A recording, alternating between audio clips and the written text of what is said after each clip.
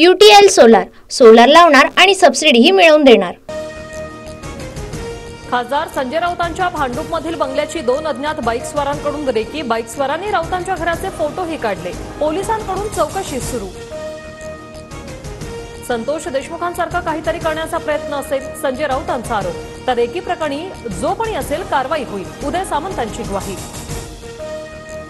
आदित्य ठाकरेंनी घेतली मुख्यमंत्री फडणवीसांची भेट। संजय राऊतांच्या घराच्या रेकी प्रकरणी चौकशी करण्याची मागणी। संतोष देशमुख हत्या प्रकरणात आरोपींवर मोक्का अंतर्गत कारवाई होणार। मुख्यमंत्र्यांची माहिती। तर हत्या प्रकरणी न्यायालयीन आणि SIT मार्फत दुहेरी चौकशी होणार। वाल्मिक कराडवर खंडणी प्रकरणात कारवाई होणार। सरपंच हत्या प्रकरणातही नाव आल्यास कारवाई करणार। फडणवीसांचा इशारा। तर बीड पोलीस अधीक्षक अविनाश बारगड यांची बदली। वाल्मिक कराड मागील 4 दिवसांपासून नागपूरमधील एका फार्म हाऊसवर। अंबादास दानवेंचा मोठा दावा। पोलीस कराडला अटक करत नसल्याचाही आरोप। धनंजय मुंडे आणि वाल्मिक कराडला वाचवण्याचं काम सरकार करतंय का?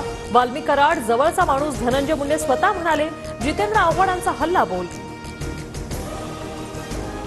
वाल्मिक कराडला अटक होईपर्यंत बीडमध्ये ठिय्या आंदोलन करणार। अंजली दवानी यांचा इशारा। तर धनंजय मुंडेंना मंत्रिमंडळात स्थान न देण्याचीही मागणी। बीड हत्या प्रकरणामुळे धनंजय मुंडे अडचणीत। मुंडेंना खाता मिळणार की नाही याबाबत संभ्रम।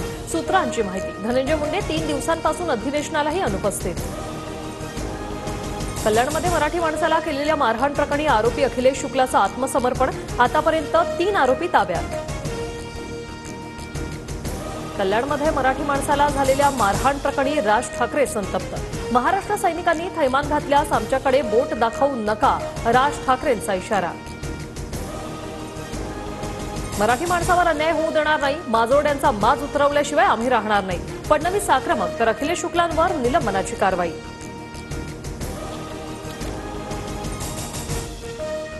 मुंबईत मराठी व्यक्तीला त्रास देणाऱ्या परप्रांतीय अधिकाऱ्याची कानउघडणी। एक बिहारी सप्पे भारी धमकी देणाऱ्या अधिकाऱ्याला ठाकरे गटाकडून सज्जड दम। हितेश कुमार कितने पे भारी गिरेगा तू? एक बिहारी सप्पे भारी क्या हुआ? कितने पे भारी करेगा? नहीं हुआ क्या? UTL सोलार लावणार आणि सबसिडीही मिळवून देणार।